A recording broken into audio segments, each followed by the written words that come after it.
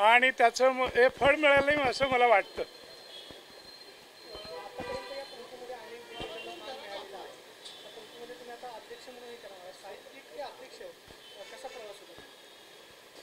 प्रवास म्हणजे आता काय लिहित आलेलं आहे, अध्यक्षपदापर्यंत आलो.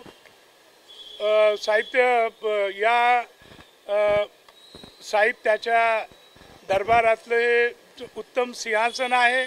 याच्यावर अनेक दिग्गज लेखक, महान साहित्यिक, आमच्या गुरुसारखे आचार्यात्र्यांसारखी मंडळी असतील, नाशी फडके आहेत, वि स खांडेकर, अशा त्यांच्या त्या आसनावर बसायचा आम्हाला मान मिळतो, याचं मला भाग्य वाटतं.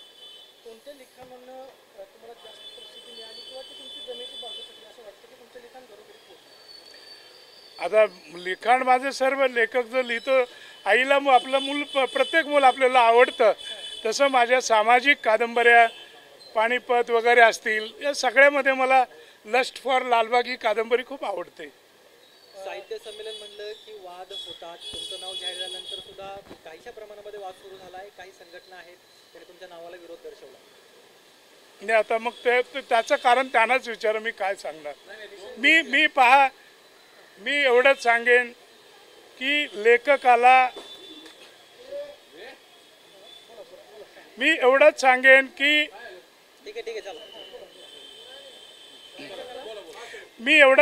की लेखक आणि कवीला जात नसते.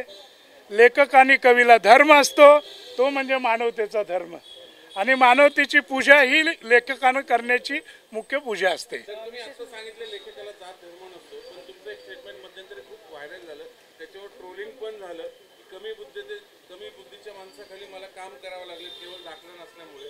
त्यावरनं खूप टीका होते, तुमच्या नावाला विरोध होतो. नाही, ते काय आहे की कुणाला तरी काहीतरी करून लोक अनेक महिने, मी एवढं बोलतोय, ट्विस्ट करून त्यातून वेगळं काहीतरी काढून जातीय किंवा धार्मिक कॉन्ट्रोवर्सीमध्ये मी अडकेन का याचे बारकाईनं प्रयत्न चालू होते. आणि त्याच्यामध्ये ती माझी 2 वाक्य ट्विस्ट केली, ज्यामध्ये मी कृषक म्हणजे शेतीच्या व्यवसायावरची दाखली मिळवणाऱ्या ज्या इतर प्रांतामधल्या जाती आहेत त्याबाबत बोललेलो होतो. यामध्ये दलित, पददलित किंवा इतर कोणाचा संबंध नव्हता, आणि त्यामुळं ते ट्विस्ट केलेलं होतं.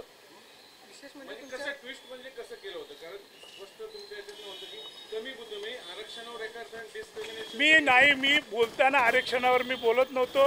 मी हैदराबाद गॅजेटवर बोललेलो होतो, आणि मी त्याच्यामध्ये जातीवादाचा कुठेही उल्लेख आणून दिलेला नाही.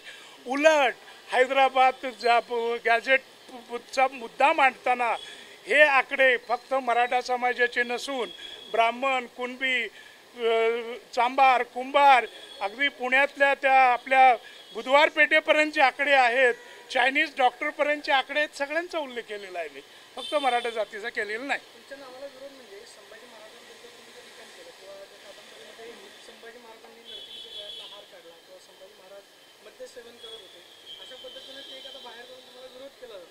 हे अत्यंत चुकीचं आहे.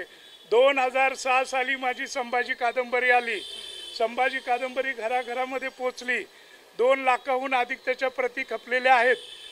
संभाजी राजे नर्तकीचं गाणं ऐकायला जातात, आणि तिथं ते म्हणतात की या ढोलकीपेक्षा आणि या डफापेक्षा मला तोफांचे आवाज प्रिय आहेत, असं म्हणून ते निघतात. तुम्ही नीट वाचा. असं मी कुठेही संभाजीराजांच्या बाबतीत हे केलेलं नाही आहे. मद्यसेवन कुठं? मद्यसेवन एक लक्षात घ्या की त्या काळामध्ये समुद्रावर राज्य कुणाचं होतं, तर समुद्रावर राज्य अरबांचं होतं. आणि ज्या वेळेला आंतरराष्ट्रीय रिलेशन्स असतात, त्या आंतरराष्ट्रीय रिलेशनच्या वेळेला जे एकमेकांचं स्वागत केलं जातं ते मद्य किंवा अंमली पदार्थानं केलं जातं. म्हणजे दारूच आहे असं नाही आहे, आणि त्यांना दारूचं व्यसन नव्हतं असं मी म्हटलेलं नाही आहे. उलट ज्या पद्धतीनं ते औरंगजेबाशी त्यांनी कडोविकोडीचा संघर्ष केला, 850 पानामधले घराघरामध्ये मी संभाजीराजे पोचवले. आणि तुम्ही जर मुद्दामच जर आता चुकीचा अर्थ काढणार असाल तर त्याला माझा नाही इलाज आहे.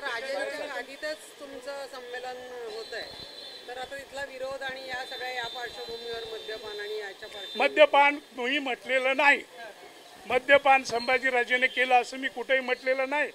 त्या बाबतीमध्ये एक स्पेशल व्हिडिओ मी केलेला आहे, तो तुम्ही पहा आणि त्याच्यावर 5 नंबरचं दिलं. अय्याशी ही इमेज नेमकी जुन्या काळात कोणी तयार केलेली आहे?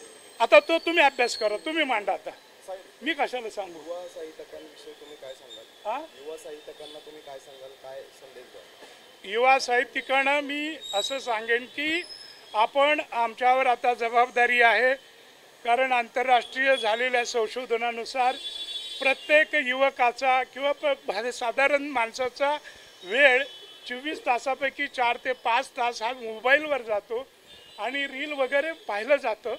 तर पुन्हा एकदा त्यांना ग्रंथालयाकडं वळवावं आणि ग्रंथाची गोडी लावावी. आणि हे मोठं काम हे युवा पिढीच्या समोर आहे आणि युवा साहित्यिकांनी त्या दृष्टिकोनातून प्रयत्न करायला हवा. तुमच्या साहित्यावर खरं तर शंका घेण्याचं काही कारण नाही. तुमची लोकप्रियता वादातीत आहे. म्हणजे तुमच्या सगळ्या कादंबऱ्या जर पाहिल्या म्हणजे घराघरात पोहोचलेल्या आहे, पण तरी काही कादंबऱ्यावर म्हणजे चौरेकर्म वगैरे माझा आरोप झालेले आहे. एक मिनिट, ज्या कोणी मी चौर्यकर्म केलेला आहे असं लिहिलेलं आहे, हिम्मत असेल तर तो संपूर्ण लेख तुम्ही पुन्हा लावा, पुन्हा छापा. कुठल्याही पॅरेग्राफमध्ये कुठलीही कॅरेक्टर मी घेतल्याचा 5 नंबर दिलेला आहे का, कॅरेक्टर दिली आहे का, प्रसंग दिली आहे का? मला मित्रांनो दुःख वाटतं या गोष्टीचं. अरे जो माणूस गेली 40-45 वर्ष जवळपास 10,000 पानं लिहितो, ही माझी बोटे बघा, ह्या हाताची माझी बोटे बघा आणि ह्या हाताची माझी बघा, ही वाकडी झालेली आहेत. कारण मनापासून मी साहित्यावर प्रेम करणारा मनुष्य आहे आणि 10,000 पानं मी लिहिली असताना मी दुसरं कुणाचं कशाला चोरू? अजून माझ्या डोक्यामध्ये एवढे कथा कल्पना आहेत आणि त्यामुळे चौर्याचा संबंधच नाही.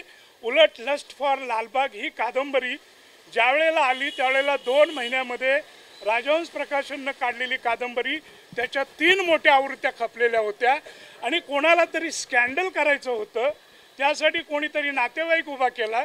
नातेवाईक उभा केला म्हणजे स्कॅन्डल चांगलं रंगभरणी करता येतं आणि मुख्य विषयावरनं बाजूला जातं. म्हणजे मुंबई आणि मुंबईतल्या जमीन विक्री आणि गिरणी कामगारांचा संप आणि गरीब गिरणी कामगारांचं जीवन. मित्र हो, मी तुम्हाला आता प्रश्न विचारतो की ज्या वेळेला आपण आज रिझर्वेशन वगैरे बोलतो, ज्या वेळेला तो आयोग आला, आपला मंडल आयोग आला त्यावेळेला मुंबईमध्ये 64 गिरण्या होत्या, 2,65,000 गिरणी कामगार होते आणि मुंबईच्या गिरण्यांच्या बळावर इतर जे अलाइड उद्योग होते याच्यावर 8.5 लाख लोक जगत होते. म्हणजे कोकणी माणूस, घाटावरचा माणूस, असे 14 जिल्हे जगत होते. अचानक त्या गिरण्या बंद झाल्या, गोरगरिबांची मुंबई आपल्या हातातून गेली आणि हे 8 लाख लोक पुढं कसे जगत असतील याचा कधी समाजधुरीणांनी विचार केला का?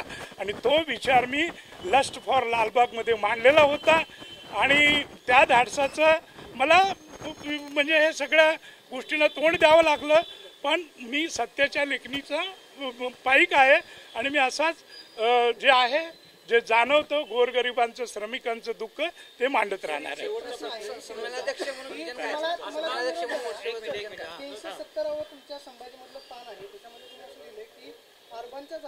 अहो तेच मी त्याच्या वेगळा व्हिडिओ तयार केलाय, तो बघा. तो 5 नंबर नाही, तो नाही, ते किती वेळा बाहेर काढू देत.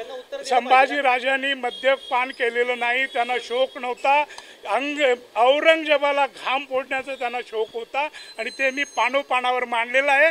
त्या बाबतीत मी व्हिडिओ केलेला आहे, तो तुम्ही पहा. ज्यांनी आरोप केले होते वाङ्मय चौर्याचे, आता त्यांनी स्वागतशील भूमिका घेतलेली आहे फेसबुकवर आणि तुम्हाला संमेलनाध्यक्षपदी निवड झाल्याबद्दल शुभेच्छा दिलेल्या. तर मग हा वादाचा अध्याय इथे संपला असं मानायचं? आता ते तुम्ही ठरवायचं, मी काय सांगणार.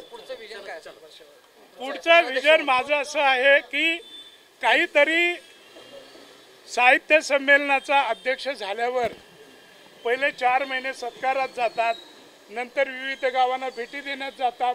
वर्ष कसं जातं ते समजत नाही. माय मराठीवर आता चोहूबाजूनं घाले आलेले आहेत. त्या दृष्टिकोनातून काहीतरी वेगळी ठोस पावलं उचलावीत या दृष्टिकोनातून मी प्रयत्न करतो.